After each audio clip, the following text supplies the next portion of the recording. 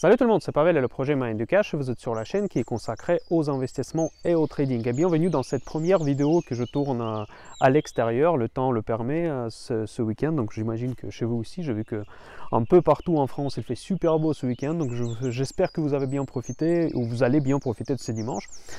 Cette vidéo sera un petit peu courte, je pense, parce que, à moins que je commence à devenir comme d'habitude un peu bavard et je veux partir un peu dans les discussions philosophiques. Mais en tout cas, il n'y a pas grand-chose qui s'est passé cette semaine.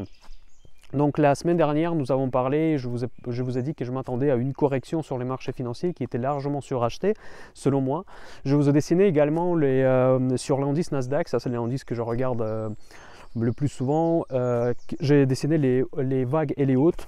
Et pour moi, c'est le mouvement haussier devait prendre la fin bientôt pour avoir une correction du style ABC. Donc, et la première vague de cette correction a eu lieu au début de la semaine.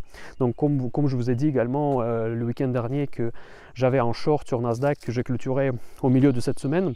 Et cette semaine, il s'annonçait d'être très négative, bon très négative, elle était négative plutôt tout simplement, bon pas très négative, mais par contre finalement les marchés se sont rachetés pas mal lors de la dernière séance du vendredi, qui était largement positive. En plus la tendance s'est inversée brutalement dans la deuxième partie de la séance, au début de la séance américaine on va dire.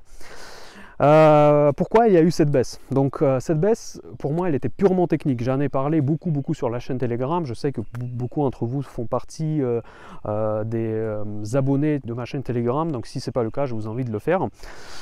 Et dans mes publications tous les matins, que j'appelle la bourse daily, je disais que de toute façon, il ne faut pas se faire peur par rapport à cette correction, parce qu'il y en a pas mal de personnes qui se demandaient pourquoi il y a cette correction, parce que quelles sont les raisons? Les raisons sont purement techniques, parce que les marchés sont super chers, les valorisations sont tellement exigeantes que chaque moindre déception, même pas une déception, même un manque de bonnes nouvelles sur les publications des entreprises, parce que nous sommes en pleine saison de publication des entreprises, et tout de suite, moindre petite déception, elle fait vraiment des dégâts en bourse très importants, parce que déjà le marché il a pricé des scénarios tellement optimistes que effectivement si on voit la réalité, moindre signe de la réalité dans les publications des entreprises, tout de suite les cours de bourse se corrigent afin de refléter les réalités.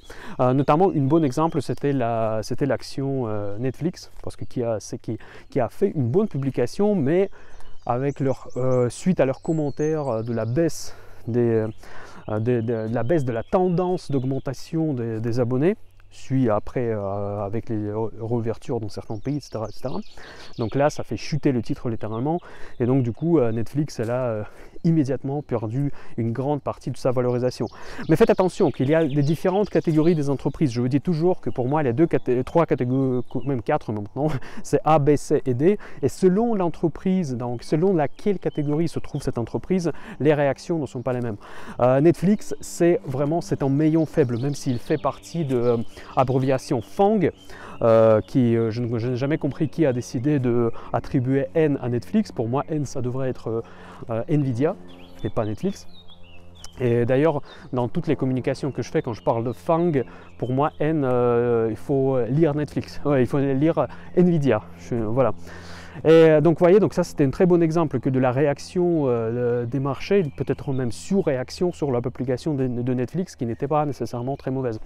Voilà, donc ça c'est un point qu'il faut quand même souligner. Après, il y a une deuxième raison pourquoi les marchés ont baissé cette semaine, au début de cette semaine, c'était la politique de taxation que M. Biden a proposée pour les contribuables riches. Il a proposé d'augmenter, quasiment doubler l'imposition sur la taxe à la valeur ajoutée. Donc, taxe à la valeur ajoutée, pardon, c'est le taxe de capital growth, c'est la plus-value, pardon, voilà. Donc en français, je crois que c'est un équivalent de plus-value. Et finalement, ça a été choisi comme prétexte pour la correction boursière. Pourquoi je dis que c'était juste une prétexte? Parce que tout simplement, les marchés s'en fichent complètement de cette taxation. Bon, et je vous dis que de l'expérience, les marchés, ils ne réagissent que très peu réellement sur les sujets fiscaux. Surtout dans notre époque, quand l'époque des QI, de l'argent facile, etc., etc. Ne vous inquiétez pas, s'il y aura un manque de capital qui va être dû au changement de la politique de taxation, il va être largement compensé par les injections monétaires qui font les banques centrales. Donc il ne faut pas s'inquiéter des nouvelles au niveau de taxation qui, pour moi, ils ne vont pas changer vraiment durablement la situation sur les bourses. Maintenant, là, ce que je viens de vous dire, ça concerne le passé, donc ce qui s'est passé cette semaine. Maintenant, ce qui nous intéresse évidemment, c'est l'avenir. Qu'est-ce qu'il faut faire? Est-ce qu'on garde les actions? Est-ce qu'il faut avoir peur d'une baisse qui peut reprendre la semaine prochaine? Donc, moi, je suis dans une position neutre. Ça fait un moment que je dis que je suis dans une position neutre. Je ne sais pas si ça va monter, si ça va baisser. Je n'ai pas maintenant de position spéculative. J'ai fini la semaine sans position spéculative, contrairement à la semaine précédente où j'étais légèrement short, juste pour couvrir mon portefeuille principal. Pour moi, on devrait réécrire les plus haut, en tout cas sur les indices américains. Je pense que pour moi c'est le scénario le plus probable. Ensuite c'est la bonne question. Déjà nous rentrons dans au mois de mai prochainement, donc on sait la fameuse phrase, le fameux slogan de la bourse, Sell May and Go Away. Je pense qu'il y a très probablement cette année ça va marcher, même si je prends pas au sérieux en fait tous ces calendriers, on va dire saisonnalité de mouvements boursiers. Je pense que c'est du bullshit complètement. Donc on peut très bien avoir une baisse pendant les mois qui sont historiquement très bons pour les marchés, et l'inverse, on peut avoir une hausse vertigineuse pendant les mois où d'habitude les marchés baissent. Donc ça, on ne peut pas construire une stratégie là-dessus. Mais dans tous les cas, je pense que probablement cette année, cette phrase, elle fera du sens. Parce que on va essayer de se projeter un peu plus loin. Déjà techniquement, comme je vous ai montré, on arrive quand même au plus haut. Quand on arrive au plus haut, forcément, si on suit les vagues aller hautes comme j'ai présenté la semaine dernière, on devrait quand même vivre cette correction en mode ABC. Et donc, c'est-à-dire que nous sommes que au début de mouvement baissier, et même je ne suis même pas certain encore que ce mouvement a réellement commencé, parce que la baisse de cette semaine elle était tellement minuscule que je ne sais même pas qu'on peut la considérer comme le début de la première vague de baisse A. Je pense que ça sera plutôt, si la hausse se confirme la semaine prochaine, et donc on vivra une semaine de forte hausse, dans ce cas-là ça sera plus un prolongement de la 5e vague de la hausse, et on va réécrire encore à nouveau les plus hauts historiques.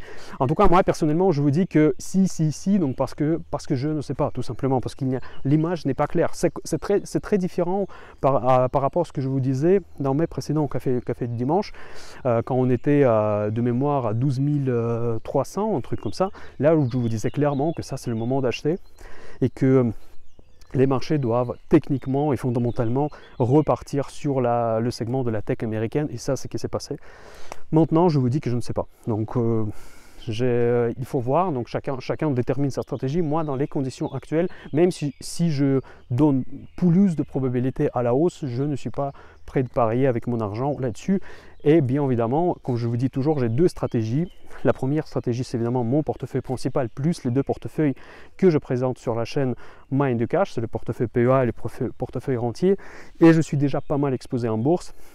Et ma deuxième stratégie spéculative, qui dépend justement de ce que je vous raconte, toutes les bêtises que je vous raconte toutes les semaines pendant le café du dimanche, c'est là où je prends des paris spéculatifs à court ou moyen terme, long ou short. Donc voilà, donc la semaine dernière j'étais short. Cette semaine, je ne vais rien faire. Je ne pense pas que je vais prendre quelconque position. Je n'ai aucune visibilité ni sur les indices, ni sur les matières premières.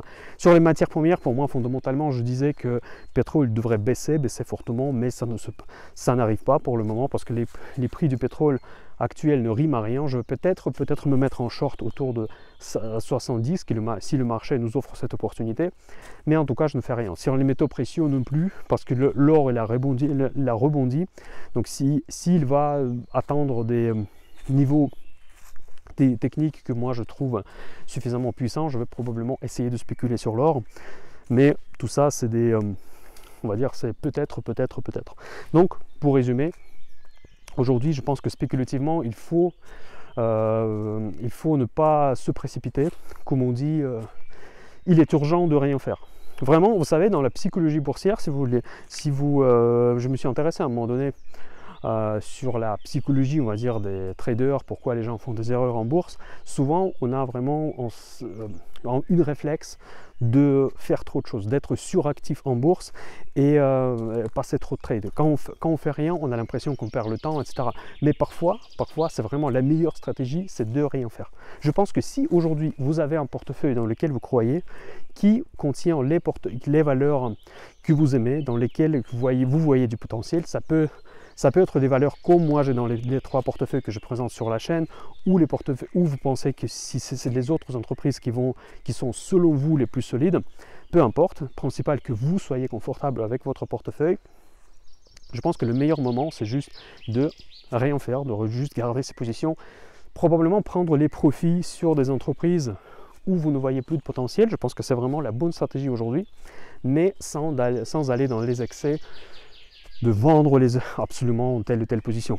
Voilà, donc je pense que beaucoup de choses vont se décider, vont se confirmer pendant le mois de mai, parce que le mois de mai devrait nous apporter une réponse sur la réouverture. Je vous dis à chaque fois que la réouverture pour moi reste un sujet quand même assez compliqué, assez imprévisible. Vous savez parfaitement, bon je ne sais pas parfaitement ou pas, mais en tout cas je vous dis qu'il y a maintenant des interrogations sur le variant indien de Covid. Pour l'instant, on ne sait pas si les vaccins sont toujours efficaces par rapport à cette variation du virus. Et donc, si il s'avère que les vaccins ne sont pas efficaces contre ce type de virus, dans ce cas-là, c'est un nouveau problème. Mais encore une fois, les marchés sont tellement pervers aujourd'hui que je ne sais même pas si, par exemple, dans un scénario noir, socialement, je veux dire socialement parlant en noir, qu'on nous dit, on nous referme encore en disant que non, le nouveau virus indien c'est la catastrophe, je ne suis pas même certain que même dans ce scénario, ça sera une baisse des marchés. Vous savez pourquoi? Parce que les marchés, déjà, le marché il a peur d'incertitude. Si on nous annonce de nouveaux confinements, si on nous annonce de nouvelles restrictions, etc., le marché peut très bien se dire que bon, c'est parfait, c'est une bonne nouvelle parce qu'il y aura des nouvelles injections, de nouveaux soutiens au marché. Donc du coup, on a encore plusieurs mois, voire plusieurs années devant nous pour la vie tranquille avec les injections de la Réserve fédérale et patati patata. Et surtout, on n'aura pas d'inflation. Parce que l'inflation, aujourd'hui, je pense que c'est un vrai sujet. J'en ai déjà beaucoup parlé les mois précédents dans les cafés du dimanche. Et je pense que, je ne sais pas qu'est-ce qui va être trigger pour une correction de cet été. Je pense qu'il y en a une, mais techniquement, en tout cas, on devrait avoir une correction assez significative cet été. Mais je ne vois toujours pas le raison fondamentale. Je pense que ça devrait être soit le variant indien, soit l'inflation. Et l'inflation, pourquoi je pense que ça peut être un problème? Parce que contrairement aux mauvaises nouvelles par rapport au Covid, c'est une incertitude. C'est une incertitude parce que les banques centrales n'ont pas communiqué clairement comment ils vont gérer si jamais l'inflation dérape. Donc ça, je pense que on est d'accord là-dessus. On avait beaucoup discuté autour des dernières réunions de la Réserve fédérale, de la BCE. Ils n'ont rien communiqué. Qu'est-ce qu'ils vont faire si jamais l'inflation dérape et si jamais elle dépasse les niveaux acceptables que la Fed et la BCE se sont fixés comme des limites acceptables. Et donc ça, c'est une incertitude. Et maintenant, si l'inflation commence à déraper, dans ce cas-là, les marchés vont le prendre mal. Ça, c'est quasi certain. Après, la question, c'est quand est-ce qu'il y aura cette réouverture? En France, on parle de la fin du confinement pour les dates prévues actuellement, donc, mais ça, c'est la France.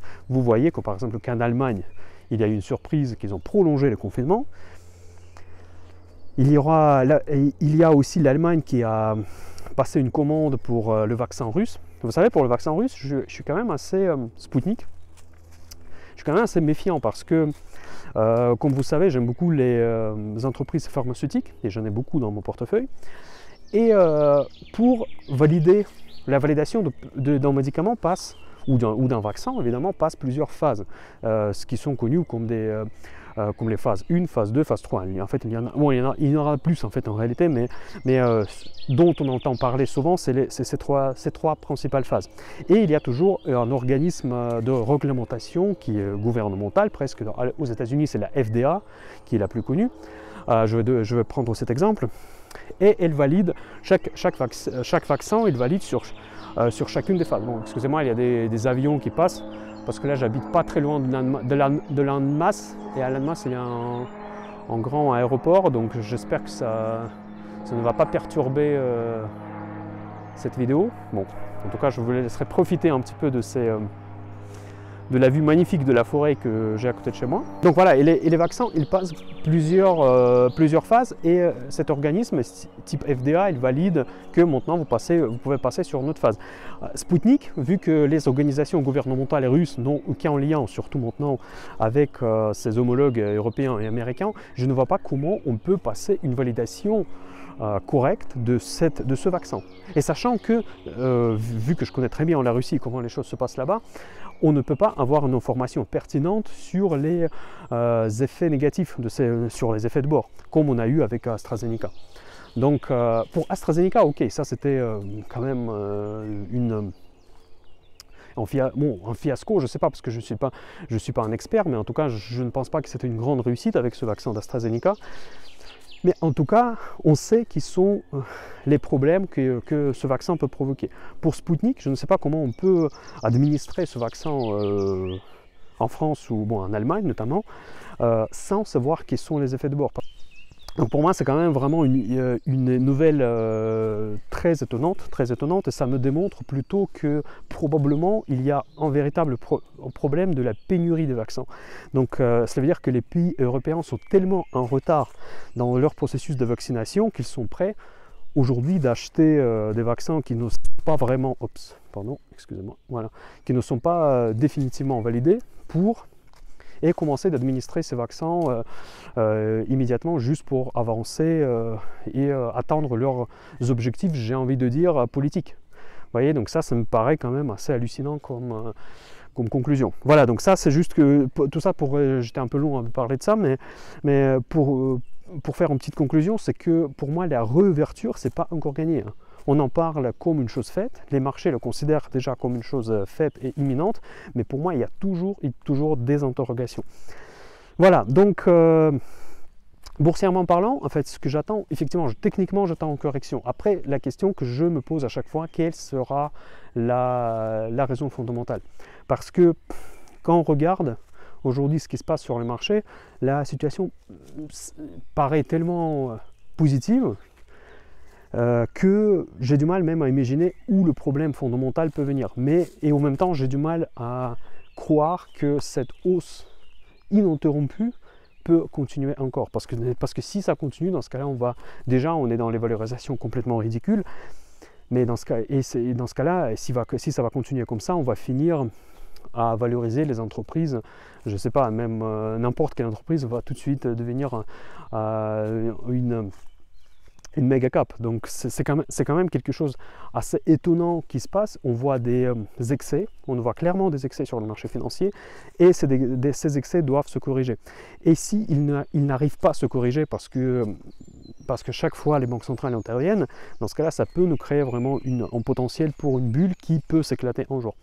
Donc il faut quand même faire beaucoup attention, mais en tout cas, le but de ces vidéos de dimanche, c'est justement de faire l'analyse régulière, faire l'analyse de la situation macroéconomique pour pouvoir détecter les signaux dangereux sur les marchés et agir au bon moment. Voilà, ça c'est l'objectif de ces vidéos que je vous enregistre. Et il faut surtout ne pas tomber dans un piège des fausses raisons pour une correction. Parce que notamment tous les médias financiers cette semaine, ils parlaient de l'augmentation des taxes de Biden comme une raison dangereuse pour la bourse, qui est complètement faux. En tout cas, selon mon avis, c'est complètement faux. Ça ne va pas être suffisant pour changer les tendances majeures en bourse. Donc, et n'oubliez pas que aussi cette taxation elle est faite dans le cadre de financement de New Deal de Biden pour financer la reconstruction économique post-Covid. Donc voilà. Donc ça c'est très important quand même aussi de ne pas réagir sur des fausses alertes, parce que là pour moi c'était clairement une fausse alerte, et ne pas être trop actif sur les marchés financiers, passer les ordres un peu dans tous les sens en essayant d'attraper les petits mouvements boursiers. Aujourd'hui je pense que la plus grosse partie de la hausse elle est faite, donc se mettre all-in longue sur les marchés, pour moi c'est très dangereux, moi je ne le fais pas clairement. Après si vous pensez que c'est encore possible, faites-le, mais en tout cas moi je ne suis pas long, mais je ne suis pas non plus short. J'attends des signaux clairement, parce que pour moi, pour vraiment se mettre short de manière moyen terme au moins, il faut qu'il y ait des raisons fondamentales, parce que là quand j'étais, vous vous souvenez qu'il y a un mois et demi, quand j'ai vendu une grande partie de mon portefeuille et je suis passé même à un moment short, c'était parce que moi je voyais le risque de l'inflation, et ce risque s'est matérialisé dans la baisse des marchés, parce que les marchés ont commencé à se faire peur autour des sujets de l'inflation. Les taux américains ont augmenté, mais aujourd'hui on ne voit pas ça. Aujourd'hui on voit que les taux baissent, on voit que les statistiques inflationnistes qui sortent toujours, qui confirment toujours qu'il y aura l'inflation, mais ça ne fait plus peur au marché, comme si les marchés ont intégré déjà psychologiquement. Je dis psychologiquement parce que dans les cours de bourse on ne voit pas ce risque intégré, donc, mais psychologiquement le marché il est prêt pour une inflation. Ils ont cru à nouveau aux banques centrales qui disent que ça sera juste un phénomène temporaire. Il ne faudra pas attacher trop d'importance à ce genre de choses. Voilà.